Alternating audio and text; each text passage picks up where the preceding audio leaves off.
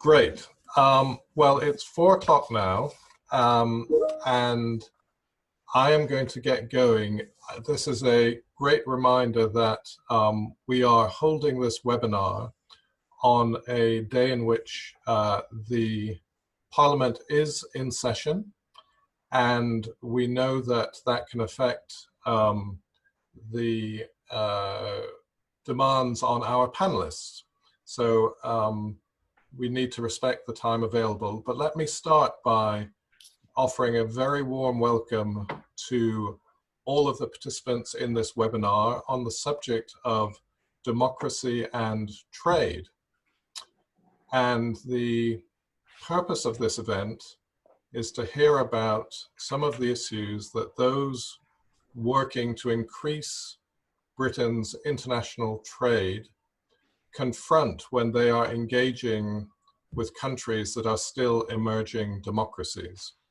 That is to say, countries where the democratic culture is still relatively weak, and there may be significant questions about the protection of human rights.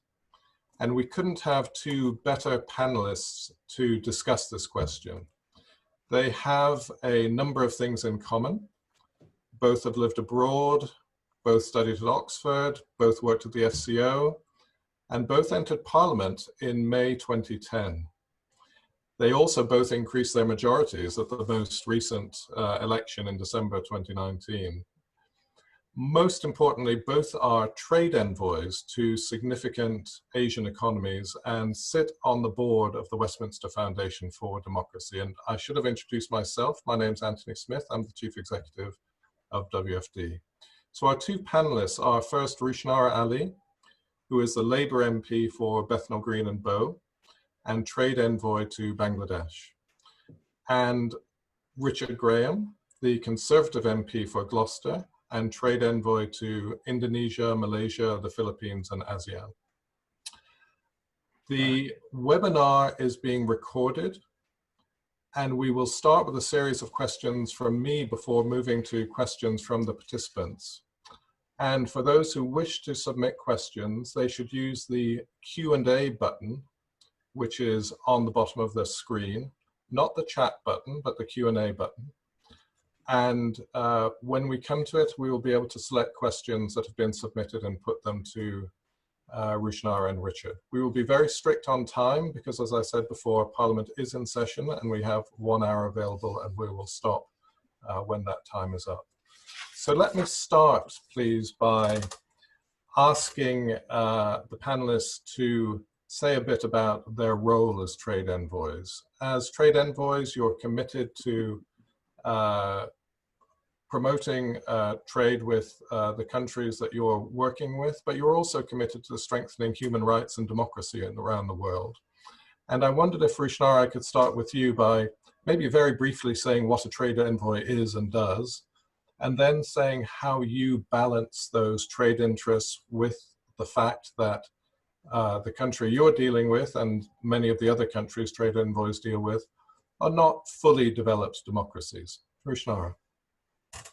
Well, good afternoon, everyone. It's very good to join you all. I'm sorry I'm a couple of minutes late because I was coming across from the Commons. We had a very interesting debate about the merger of the Department for International Development with the Foreign Office. So rather interesting and timely debate and relevant to this discussion. But just in terms of my background, I was very interested in this position to be trade envoy for the UK Prime Minister, which is a network of cross-party appointments. It was started during the David Cameron premiership and has continued under successive under his successors. And well, actually, just a bit of an anecdote. When I was first approached, I hadn't realized these were cross-party appointments, and I was approached by Francis Maud, and I thought they just called the wrong person, and then discovered that this is a new system. And essentially, the idea is to try and encourage, try and identify people who have strong connections in particular countries. So I was born in Bangladesh. I have a sizable population of my constituents who are of Bangladeshi origin. I have had a long-held interest in international development and human rights and those sorts of issues, having served in the shadow government in my first term on international development. So it's, I guess that's the first thing, that to identify people with a particular interest and set of connections with given countries. So our focus is to look at emerging economies and look at how we can promote, how we can encourage and promote British businesses who don't always consider these countries as places that they might do business in, because historically countries like Bangladesh have been considered to be too difficult by some of our companies to export to, for instance, or to go and operate in. And to some extent, of course, there's considerable truth in issues around the conditions that in developing countries that businesses would tend to be wary about. And those can range from issues to do with political instability, to do with lack of clarity about how companies can navigate, between different government departments in those countries, and of course the C word, which let's be frank, people tend to have considerable concerns and anxieties about how to navigate in the context of countries that are, where there are issues around corruption, for instance. So there are all sorts of issues around conditions that tend to keep businesses away. But that said, we have, Britain is the second biggest investor in Bangladesh. There are a number of companies in the engineering sector, in finance, in many other sectors that where British companies have been present, have had a presence in Bangladesh for many decades. So those companies who are in there recognize the huge potential in countries like Bangladesh. And of course, there are huge infrastructure projects worth tens of billions of pounds that companies can bid for. And many are very engaged in looking at those opportunities. So I think that for those of us who are trade envoys, particularly for emerging markets or markets that haven't been considered favorably by British companies, part of the job is to make sure that UK companies have a better feel for where the opportunities are. They have proper support from the embassies, our embassies over there, as well as government departments here, the Department of International Trade, but also, linking all those connections together.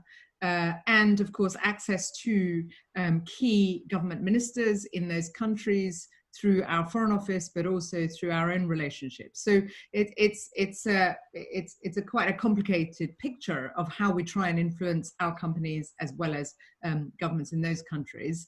The final thing I would say, from my point of view, when I took this role on, I made very clear to the government of the day, and I'm glad that that's one of the kind of integral parts of what we do, which is that for me, you cannot, in a country like Bangladesh, you cannot do trade without focusing on human rights and labor standards, particularly in the context of garments being one of the largest, employers, garments companies, ready-made garments, but also given the Rana Plaza accident, which frankly was a man-made disaster, and labor standards not being up to scratch.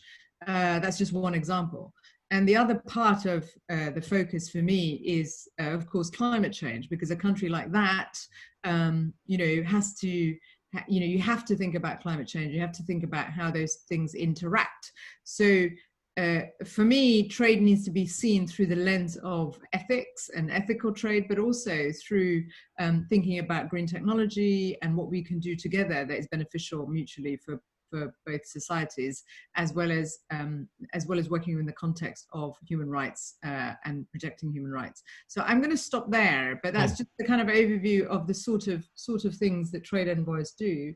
And of course, it's really great to be working with my partner in crime in Westminster Foundation for Democracy. I hadn't realized just how many parallels there were between us. He's much older than me, so he's in the Foreign Office much long before I was, I think, although he stays youthful. And he speaks many more languages than I do. I only speak one other language because I'm bilingual. I focused on the similarities, but there are many differences. So Richard is much more accomplished. But it's wonderful working with Richard and Anthony, and I'm very proud of the work that Westminster Foundation for Democracy does. Obviously, these challenges, these times are very challenging for all of us, and it's very important that we all are able to work together as much as possible. Thank you very much, Rushanara. That's a great start to the conversation. Richard, no pressure from that introduction by Rushanara to you, but it would be great to hear your views on those same questions, your broad role and how it balances with the countries you deal with. Fantastic. Well, Anthony, great treat to be on a WFD webinar with lots of people from around the world, and the Richard and Rushanara Roadshow carries on. She, of course, is the young, dynamic and brilliant one, and I'm the fuddy-duddy. So it's a good combo. And the thing about the Prime Minister's trade envoys is that this was a role dreamt up to recognize three key things. The first is that there are lots of countries around the world we want to do more business with, whether trade or investment. The second is really that for lots of those countries, the solitary Foreign Office minister might never get to them at all before he or she is reshuffled. And the third thing is that most of these countries deal very strongly on principles of trust and relationship. And then the last thing they all have in common is that they tend to be countries where the investment or trading environment isn't always transparent, isn't always easy. And so businesses from the UK often need a guiding hand, a door to be opened, a connection to be made, a relationship to be struck up, a minister to give some sprinkling of approval, and all the rest of it. That was how it worked. And the intention was that we wouldn't have Prime Minister's trade envoys to countries like Singapore, where the environment is very transparent. We didn't need to. Nor would we have them for the BRICS countries, Brazil, Russia, India, and China. They were too big. No single trade envoy could possibly cover the entire canvas in those great countries. So the idea was to focus on the next level down, if you like, in Jim O'Neill speak, the mints. Mexico, Indonesia, Nigeria, and Turkey are all countries where we have trade envoys, for example. And then there are other important countries like Bangladesh, which Rushanara covers so well, where there's a very important Commonwealth relationship, and actually there's already quite a strong mutual trading pattern and a diaspora in the UK and so on to build on. So that was how the whole process started. And boy, is it true, because in the 9 years that I've been trade envoy for 3 prime ministers, we've had 5 different ministers for Asia in the Foreign Office, and very few of them have really even got to some of the countries I cover, like Philippines or Indonesia, more than once, if at all. So there is a valid role, and over time, what trade envoys like Rushanara and myself have been able to do is to build up relationships with heads of government, other ministers, officials, senior business people, often in an environment where the businesses are family-owned, 2nd or 3rd generation. And so it's going to be the same family who will be major decision makers for quite a long time to come. And that, I think, has proved hugely worthwhile. I think I've done about 25 or 26 trips to the 3 different countries and the multilateral organization of ASEAN that I cover. And during that time, even with advancing amnesia, you do get to know a lot of people really quite well. So that's I think, the background to the role of being a Prime Minister's trade envoy. And those words, Prime Minister, are important because neither of us are formal government appointees. We are appointed by the Prime Minister, and we can be released by the Prime Minister at the drop of a telephone call or a text. But our value to the nation as a whole, because it is a cross-party enterprise, is to try and give our businesses a little bit of a leg up a little bit of a stronger opportunity to meet the right people they need to meet. In that context, of course, the more transparent any nation is in its laws, in its dealings, in how it transacts, the easier it is going to be. And the independent rule of law in the courts, if there are difficult matters that can only be settled there, is incredibly important too.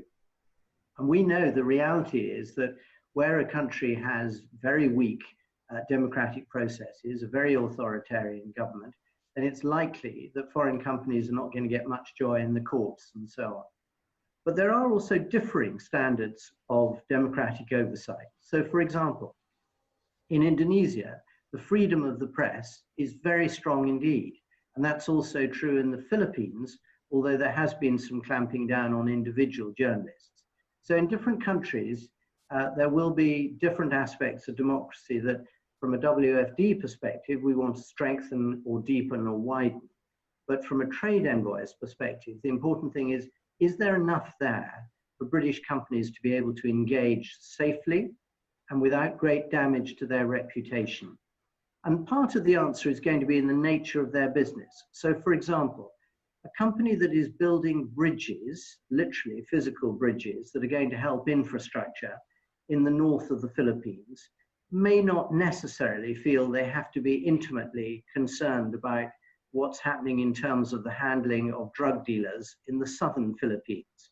But they do need to know that if they're operating in the country at all, there is a chance that somebody will ask a question about why they're there and what they're doing there.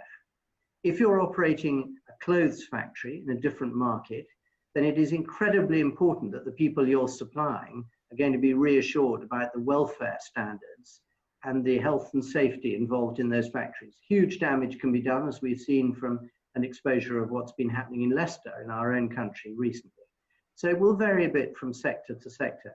But our starting point as trade envoys is that it's not our immediate and direct responsibility to focus on human rights, but we need to be aware of human rights as the context in which our businesses will be operating over there or accepting trade from businesses in Malaysia, the Philippines, Indonesia, wherever, from overseas.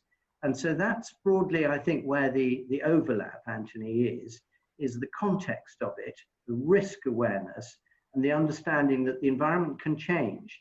What works very well under one president may be different under another. Elections can change a lot of things. The corruption word can suddenly spring up. So we all have to be very sensitive to the dynamics of the changing environment. That's very helpful, Richard and Rushanara. I want to just explore that a little bit further and maybe ask you to carry on a little bit, Richard. So both of you have alluded to the need to negotiate in some way the conditions in the country where you are acting as envoy to support the UK investors to be successful and strike deals. Rushanara mentioned corruption directly and rights issues, and you've spoken about that too. From the WFD perspective, we are often trying to persuade our colleagues, friends, associates in the UK of the importance of promoting democratic standards and practices around the world. So when you are interacting with the UK investors, taking them to Bangladesh or the Philippines or Indonesia, I'm interested to know, beyond the thing that will just make a difference to their deal, do they ask you about the level of democracy? Do they see the value in trying to invest in strengthening those systems and that respect for rights more generally, in helping them to do their business, but also in helping more generally to increase the respect for democracy in the world? Would you like the elder bespectacled version of the duet to start, or the younger, more I was asking you, Richard, to carry on with that one, and then I'll come to Rushanara. Okay, well, I think the answer is yes. Businesses do want to broadly know what the macro situation is. They do want to know about the stability of the government and the operating environment. They definitely want to know about the rule of law. They are interested in human rights, but human rights not in a and a subject as itself, as an academic and discrete study, but as the context of what they want to do there and how it's going to affect them.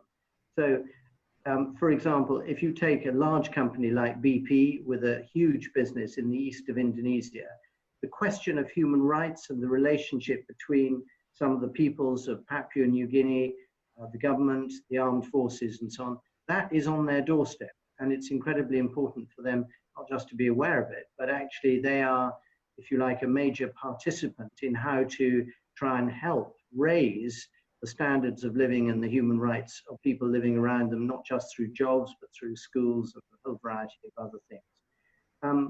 So it will vary from place to place. I mean, interestingly, for example, if you take the Philippines, you might, from just reading the media, think this was not a good market for arms producers or other equipment to be sold to the armed forces.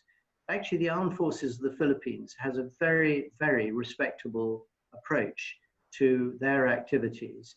And there is, to my mind, very little human rights risk in selling non-military equipment and provision to them. So, for example, JCB have got a whole number of their diggers which are used by the armed forces in their work in reconstruction and regeneration in Mindanao in the south. And I don't see any damage to JCB's reputation at all from that.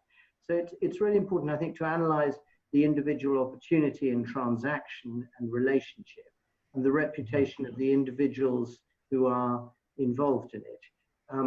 British investors have come unstuck. Harvey Nichols is a case study in Indonesia where the courts let them down badly.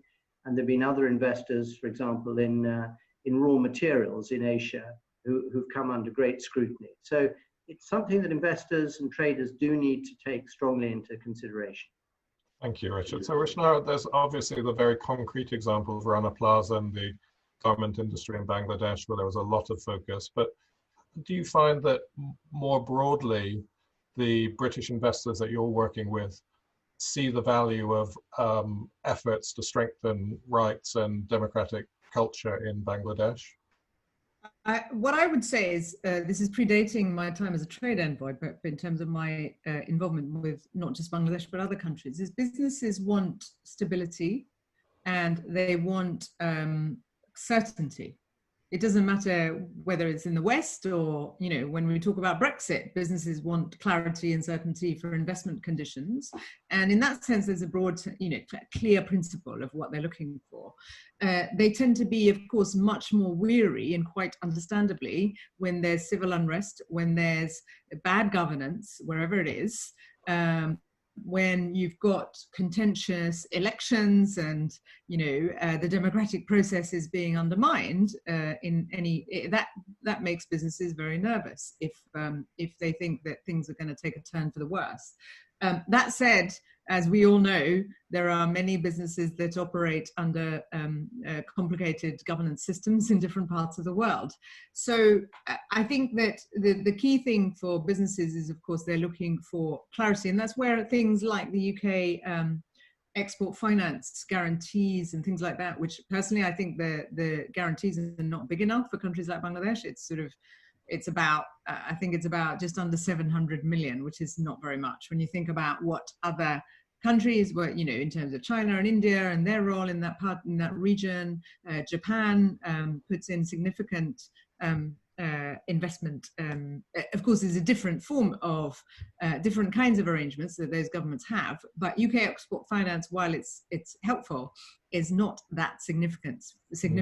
Some of these countries, and probably should be much greater, because that gives businesses that want to operate in those countries greater protection when they decide to take that leap. Because what has happened historically is that British companies tend to be more wary about doing business in that part of the world, and that is to do with some of these factors that I've mentioned. But, when people talk about the rise of China and so on, for instance, here in the West, well, if we want to have a role to play, and certain economies like Bangladesh, and I'm sure the economies that Richard deals with, are keen to see, that's been my experience, keen to see European companies operating there. Because actually, despite some of the things that I'm very critical of in terms of our own government, I want to see our government to do even more on human rights and even more on climate change and labour standards. Despite that, you know, our approach is one that is much more respected in those countries. The way we try and do business tends to be valued more. So we do have a better reputation in some of these countries. And so it's important to maintain that trust. So that our businesses can benefit from deals that come up, or whether it's you know, getting commissioned by governments to do big infrastructure projects, or providing engineering capability and some of the other capabilities that we have, even if we might not want to do a major infrastructure project in country X. You know, so then there's a related point, which is about our companies and how we behave. So that's another angle that I'm certainly exercised by, because if our companies behave well, and Britain has historically had a good reputation, you know, on balance. Of course, there are some terrible examples, but we've historically had a good reputation. But at the moment, for instance, one of the issues I've been dealing with is the fact that in the middle of this pandemic, a number of British multinationals, as well as Americans, but for the purpose of this discussion, let's focus on the British ones, cancelled orders and contracts to garments manufacturers in Bangladesh, and it amounts to about £2.4 billion. And that is reputationally damaging and makes it very difficult for us to promote UK businesses in emerging markets like that, if that is their experience. And it's 4 million garment workers, and that's the biggest source of export. The majority are women, and the government of Bangladesh has had to step in to provide wages for those people while these discussions happen. Now, this morning I was on a call where I was briefed that about 40% of the payments have been made by those companies, but 60% outstanding. And the cost goes into billions more if those bills are not settled, because just like if you were not paying your suppliers, if you're M&S and you don't, or whichever company here, and don't you pay your smaller suppliers quickly, and they've got a credit line and so on, then the bills start to stack up. And this is what's happening. So human rights and labor standards and ethical behavior goes much deeper and further in terms of what our companies do. And also, and of course, some of them are in distress, to be fair, and there are good reasons why they might have ended up there, but others aren't, and they're still behaving appallingly. So if we want to have a good set of relationships with governments in those emerging markets, where there's tens of billions of pounds worth of trade and, you know, exports that our companies can benefit from, then it's very important to look at this stuff holistically in terms of reputation, but also good business engagement and good behavior. Because if that doesn't happen, then actually these countries have long memories. And one other thing is that, of course, in these countries, the heads of government have much bigger, a huge say over which deals are agreed to. They, you know, in terms of influence or decision making, you know, some of these big decisions, because they're strategic decisions about contracts, will go to the desk of the Prime Minister of the day, and so on. So I think that that's something that we've got to be mindful of. Certainly our government needs to, in terms of what we do. And I've engaged with the Department of International Trade, the Treasury Department and others to make sure that we can address these issues so that we don't do longer term damage to our trading relationship with these countries. That's a very powerful point, Rushanara. Thank you very much for that. I want to just pick up one thing you said about the comparison with China and ask Richard about that. I mean, one of the trademarks of China's relationships is said to be their clear non-interference in domestic affairs of the countries that they're investing in. And I suppose the interesting thing about building a relationship with trust is the question for us whether there would be openness to us supporting strengthening of human rights and democratic standards in that partner country as a complement to the private investment that we are making. Could that be something that would be portrayed as beneficial and actually be helpful to British investment? Richard. So I think it's really interesting. I mean, you know, when I was British Trade Commissioner to China an alarming 30 years ago, there was very little Chinese trade and investment around the world at all. And today, even though we're all accustomed to them being the new economic superpower on the block, the reality of it is that in many countries, they're still at an early stage of their trading and investment experience. And they would be the first to say that it doesn't always go well, because although there is non-interference in domestic governance in terms of direct involvement in an election, there are quite often projects that are done specifically to satisfy the egos of the big man, and it normally is a man in charge. So, for example, there was the famous incident of the bridge that was built in the Democratic Republic of the Congo that goes from the president's palace to Parliament, and it's only used by him and half a dozen others. It's guarded at both ends, and it was an enormous waste of money and widely recognized to be so by large numbers of people. So ultimately bad for China's reputation, and they would recognize that. So working alongside us, who've often got longer experience, particularly in a continent like Africa, is something that's quite attractive to the Chinese. And there is quite a lot of cooperation between, if you like, a relatively newly established Chinese version of DFID and our own aid and trade operations. There's quite a lot of work together in third-party countries. In terms of that having an explicit role for the human rights or democratic agenda, I think that's less likely. I mean, we have to accept that China's system and value set is very different from our own. They do not believe that democracy is a superior form of government or governance.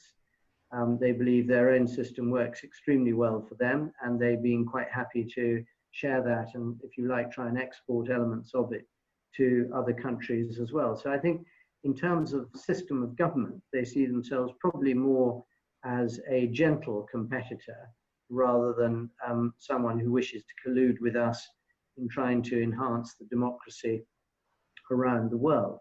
But that doesn't mean we can't find ways of working together, nor does it prevent us in that third-party country of advancing our own democratic agenda in a country where we can see there are clear benefits for it and the people of that country, not for us. That's the important thing. Clear benefits for them in having stronger democracy. There's one last thing to add to what Rushanara was saying powerfully earlier. The result of the legislation that we passed many years ago on corruption overseas means that our companies actually have a competitive edge over others from many other countries.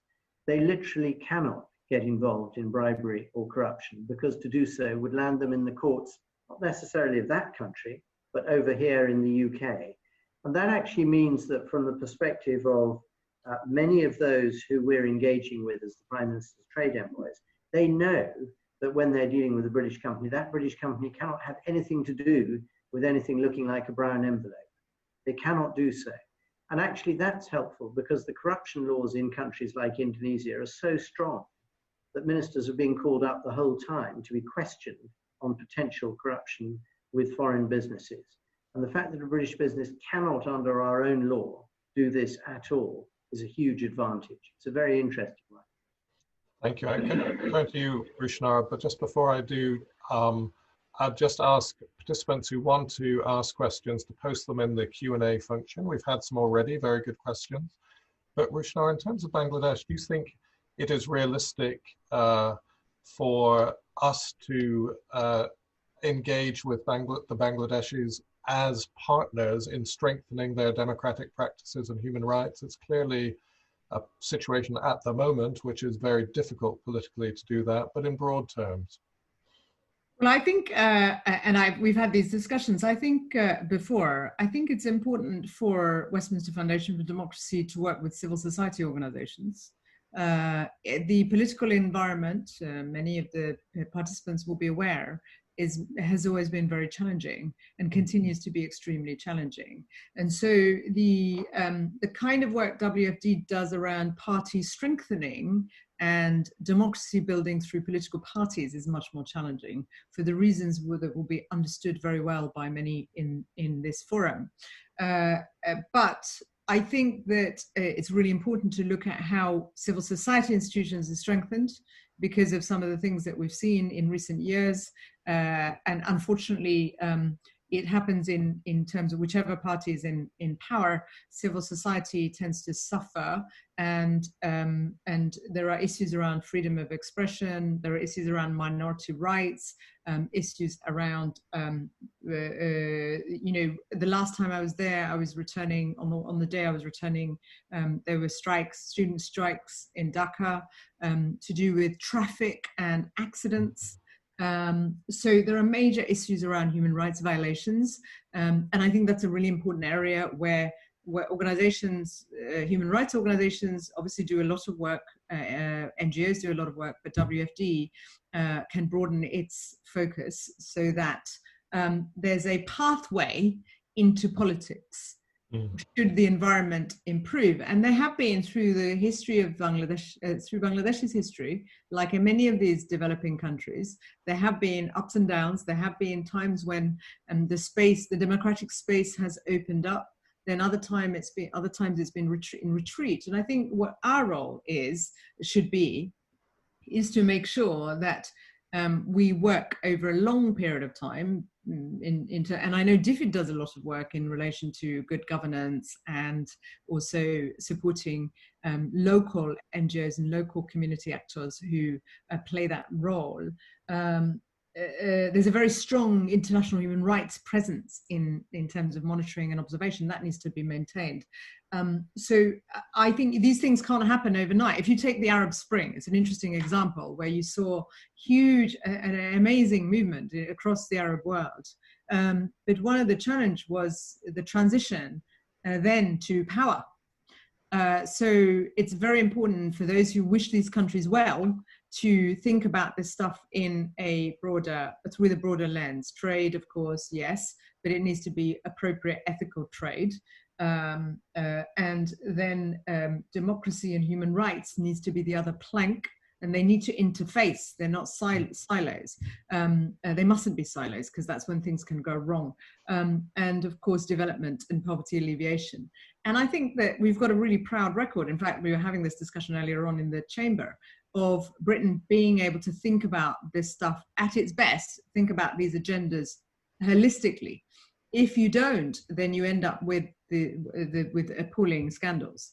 So I'm very mindful of these issues. And the final thing I would say is that whenever I have discussions with officials, both here in the UK as well as when I'm out there in the embassy, discussions with the embassy, one of the things that I'm really encouraged by is that when we discuss which businesses, which companies might be the government can help, we do look at it through that lens of, well, are there any issues are there any controversies around human rights? And I ask those questions.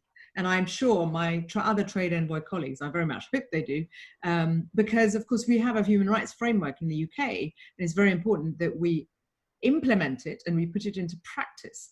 I'm not saying that happens in every country, but I think one of the roles of Trade Envoys, it has got to be that. And people need to be and the advantage of our roles is that, and of course, if you're in a different party, that's what we were hired to be critical, to provide constructive criticism and challenge. And I don't shy away from that. And I haven't been fired yet, but I'm sure there's plenty of time for that, which is, but the thing is, these are unpaid positions. We're here to do what we can to promote our mutual interests. And for me, anyway, human rights is absolutely at the heart of everything that we should be doing. Thank you, Rushanara.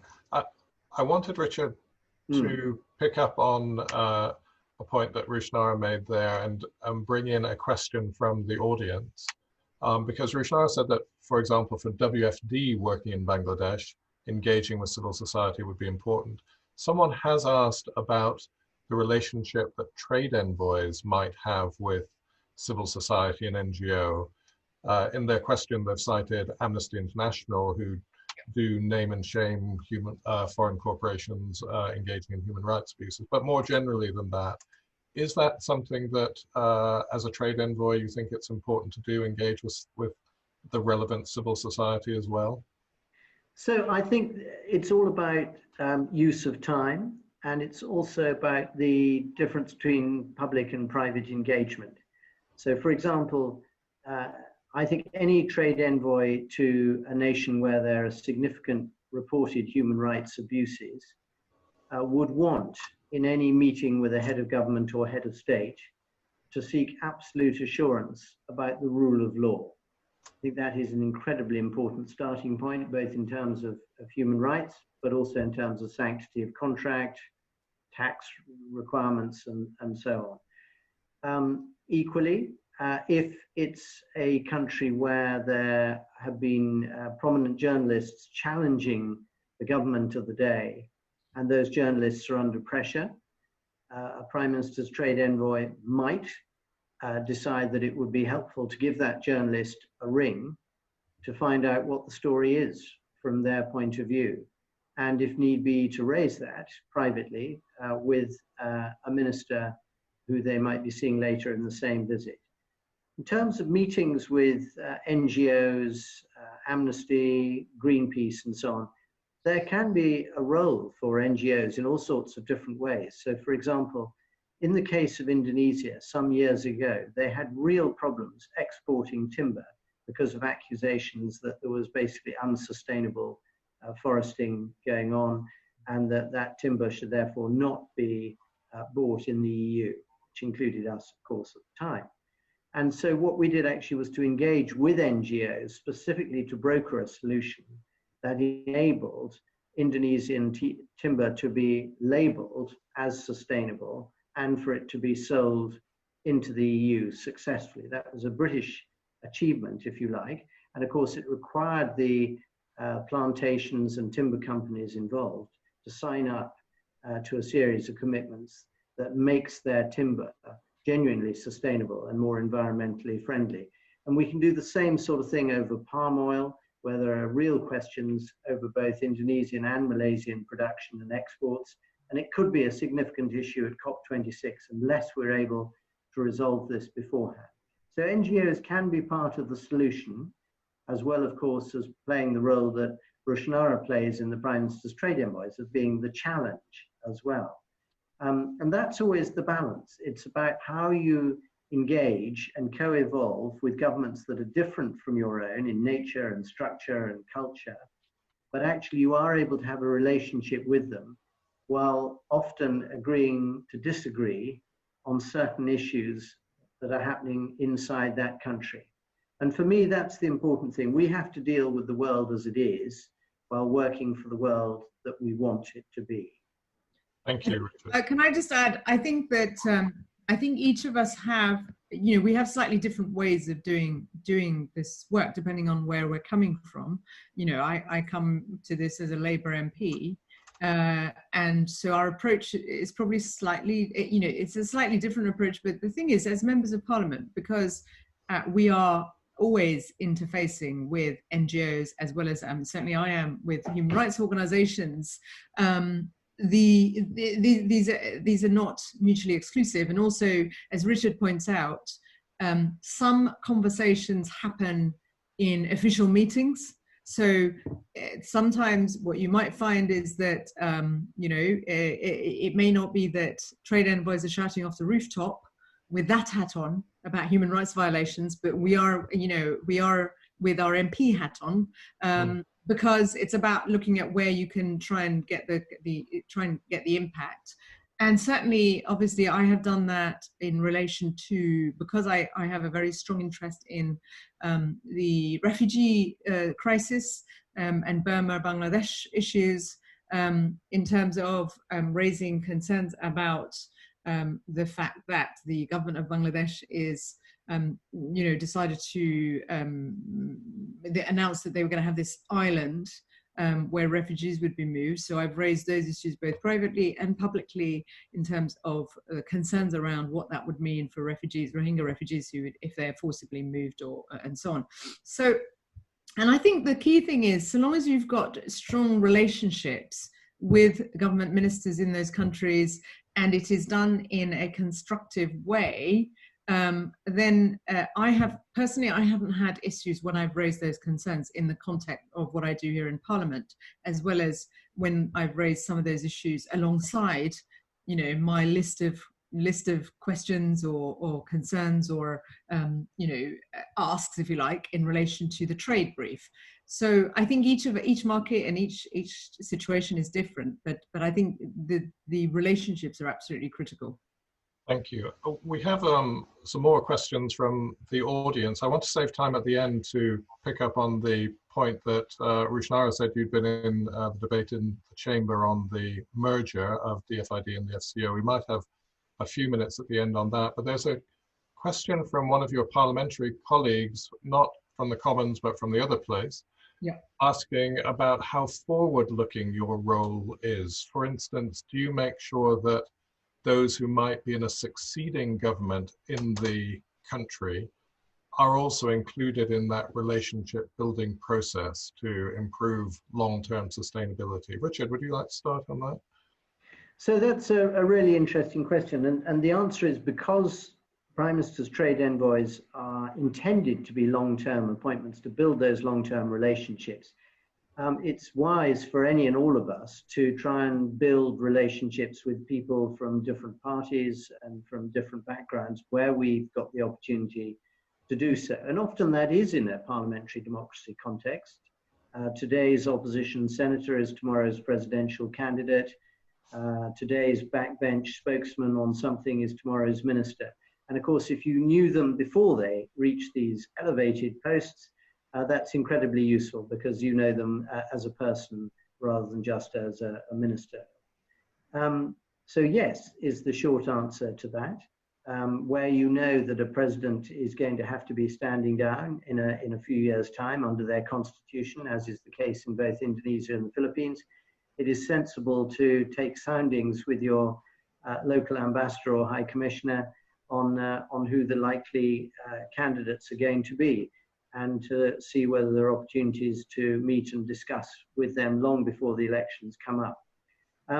But longer term, I would say in a different sense, is partly about a strategic assessment of what the needs of that country are and what the UK's unique ability to help provide them are. So for example, we are very strong in cyber. Across Southeast Asia and really across the world, countries want to both beef up their defensive cyber capability from a governmental point of view, but also from a corporate point of view. So it makes sense where you have a really good British cyber company, perhaps with a regional headquarters in Singapore, to try and encourage them to come and meet some of your contacts in other countries. And so there is quite a lot of strategic thinking about where we want our relationship with that nation to be in a few years' time, and what are the best opportunities for their businesses and ours in inward or outward investment, as well as the day-to-day trade. Thank you, Richard. Rushanara, did you have a view on that long-term? I concur with what Richard's saying about relationships across different parties. And I don't know about other trade envoys, but certainly in my experience, one of the reasons, one of many reasons that people are, encouraged to do or picked to do these posts will be partly to do with how they manage their political relationships with the countries that their trade envoys are in. And certainly in my experience, I've had to work with I was first a parliamentary candidate in 2007. At the time, there was a military-backed caretaker government for a number of years. Because I represent a constituency that has a third of the population are from Bangladeshi origin, you find yourself interacting with whoever's the government of the day through the perspective of being a local MP. So that gave me the opportunity to work with opportunity is probably not the right word, but that gave me the cue to I've had to work with parties of all leanings, and even a caretaker government that was military backed, because and in that sense you get a pretty good idea of who is who the power brokers are in societies like that. And for me, it's been very important to maintain relations with different political groupings or different interest groups, from a perspective of being a parliamentarian that represents a sizable population from that country. And that happens to also be helpful from the point of view of the job that I do as a trade envoy. That said, of course, it depends on the political context of those countries. So, there have been, in 2014, there was an election in Bangladesh where the main opposition party boycotted that election. There was a subsequent election where European Union overall, including the UK, was critical of the way that election was conducted. All of us had made representations and set out, our concerns about the fact that concerns about the issues to do with free and fair elections. So that's an ongoing issue for a country like Bangladesh. And as I say, it's important to be able to challenge while also maintaining relationships wherever possible and across different parties. But it's not easy. Of course, it's not easy, but it's very much critical to roles like this. But I think it's very critical to our roles as parliamentarians, actually. Yeah. Can I add one tiny thing, Anthony, to that? I think Rushanara's points are absolutely right. There is one sense in which, though all of us as Prime Minister's trade envoys do have to restrain one instinct, which is, if we're going to fulfill our broadly diplomatic task successfully, I think we do have to avoid getting labeled, if you like, sort of pro a particular candidate or pro a particular party in these countries. We have to be neutral, if you like, on the result of elections, but be able to strike up and maintain a very strong relationship with whoever the winners are. And that's something I think that was probably originally a bit of a concern with some of our own diplomats and missions, as to whether these politicians getting involved in trade diplomacy would be able to sort of separate that from whatever relationships their own parties might have with individual parties in that country. And I think we've all been able to show that we can separate those two relatively easily. The last thing maybe for me just to add on that is that the work of the WFD in some countries could be seen as quite threatening to some particular governments in power, because widening of democracy isn't always their aim. But I think there are other times when it can be really complementary, and a good example of that I think would be the work that we've done, for example, in Malaysia, and the conference to try and help women in politics, which all three, well, certainly Rushanara and I attended 18 months ago. It's a good example of something welcomed by a lot of people in Malaysia and absolutely compatible with my role as the Prime Minister's trade envoy. Thank you very much. That's very helpful. So we've got time, I think, for two final questions. One of them I said would be the question about the merger, but before going to that, it'd be interesting to hear, this doesn't depend on you being a trade envoy, but what you feel as a parliamentarian, your role is in the UK in scrutinizing the UK's own trade policy.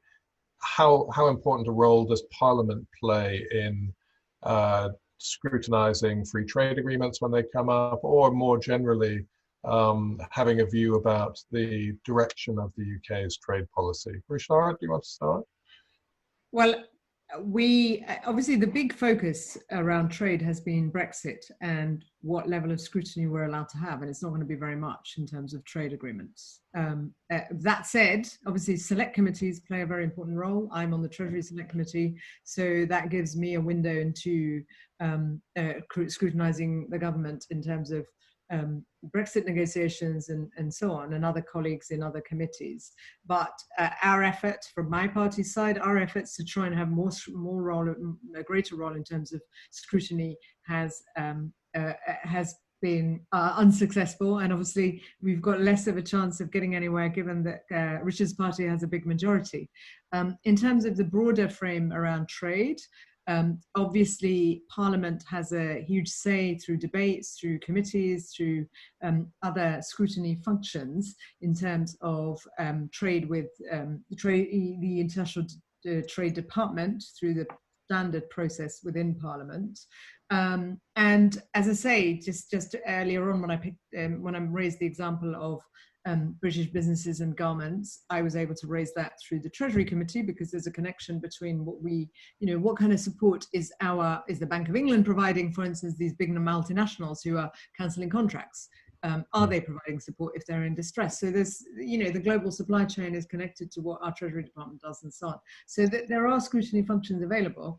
The question is it adequate? I don't think so, particularly not in relation to the EU side, but in terms of our global connections, I worry about it because, and the DFID merger is, I'm sure Richard probably disagree, but the merger of DFID is, I think it's a backward step, because actually we're going to reduce, unless the government agrees to maintain the committee, we're going to lose scrutiny functions, and actually scrutiny, transparency, how we spend money, how we do trade is really important. So certainly the International Trade Committee, which retains its function, is a useful vehicle. But I think we need to do that with DFID, because otherwise there's a real risk of diluting the priorities that DFID has. And it has a knock-on effect on aid. It does trade. Because if we are seen once again to go back to the bad old days of aid for trade and unethical behavior, and it's happened, and actually one final thing I would add, in the context of the world global protests around Black Lives Matter and a rediscovery or an attempt to talk about the colonial legacy and what it means, it's very important. And I think, our civil service at its best is better educated about our colonial legacy and the complexity of that and how we operate in the world. Richard will understand that all too well, but sometimes our politicians aren't actually as sensitized to what this means and how we operate and how our policies impact on those relationships. So I think it's very important that we maintain the best of what we've done over the last 2 decades with DFID, where we're seen as an exemplar, and at its best, the trading that we do, Richard mentioned the Bribery Act, and we were a leader in that. Other countries have had to follow. Many other countries need to follow. On climate change, so I noticed a question somebody raised on climate change. We have the potential to be a leader. And sometimes what happens is some of my colleagues will say, oh no, we can't do this because it requires global cooperation, and Britain can't go it alone because we're going to be less well off if we introduce the Bribery Act, and our businesses are going to be, this is the sort of criticism we had at the time, our businesses aren't going to be able to do business, and the other companies will have a competitive advantage. But actually, if you take the step, then others follow. So I think it's very important we continue that leadership role. We continue to make sure that the aid effort is actually about helping those countries in poverty alleviation, because that creates goodwill. And it's that's where soft power is actually at its strength, at its greatest impact. I'm very conscious of that. The trade, just to finish off, the trade part, then it creates a favorable climate in which trade can be done, because you build trust. And trust is absolutely crucial. If you are a country that is trusted and has a good reputation, your companies have a good reputation of ethical behavior, then those countries are more likely to trade with you than if you're not. Great. So we might go 60 seconds over to allow Richard to respond, because Rushanara touched on both questions. Okay, so very briefly on the first point in terms of scrutiny. Look, we all believe in scrutiny. It's a crucial part of democracy. The reason why parliamentarians are members of select committees is precisely to hone those scrutiny skills. And that's exactly what we want to try and foster within the WFD and select committees in other democracies overseas as well. Of course, our own trading relationships are changing because for the first time in 45 odd years, we're going to have responsibility for our own free trade agreements. And I'm in no doubt that we will need to find a way of being able to scrutinize the objectives and the sort of negotiating guidelines, if you like, as parliamentarians before our negotiators go in there. But equally, we have to avoid what was happening in 2017 and 18, which was where everybody was agonizing in huge public detail about every corner of our negotiations with the EU on leaving the European Union. So there's a compromise to be found there. The old system of what was called CRAG and bills from the 1920s and 30s about scrutiny of trade agreements may need some revising. We'll have to wait and see. These are government treaties at the end of the day. They have to be secondary legislation, statutory instruments to make sure that FTAs are approved by Parliament. But I think having the ability to debate is going to be important in one way or another. That's the first question. The second question, Anthony, that you want me to focus on? Well, it was about the DFID-SCO merger. I think, yes. Mike, if in a word, would you? Can I give it to you in one word? Look, I'm old enough to remember when actually DFID, or the ODA as it was part of the Foreign Office. And I was running small aid projects as part of the High Commission in Kenya at the time. And it worked very well. There's no reason why it can't work again. Today's environment is slightly different. We have much bigger profile, much more money from DFID than we certainly did then. But there's no reason why the concept of having a more joined up provision of aid and diplomacy shouldn't work well. And to be honest, international trade should be part of that as well, as it is with the French. Great. Well, thank you to our audience and participants. Thank you especially to our two panelists, who I said at the beginning had much in common, but we also know that they have differences, both politically and in other ways. And it's great to have those debated. And we have recorded this. We'll try and make a recording available to those who weren't able to join first time. But the issue of democracy and trade will be one that's with us for a long time. Best of luck to both of you with both your Trade Envoy hats and your WFD board hats on. Thanks very much. Thank you. Thank you very much to WFD.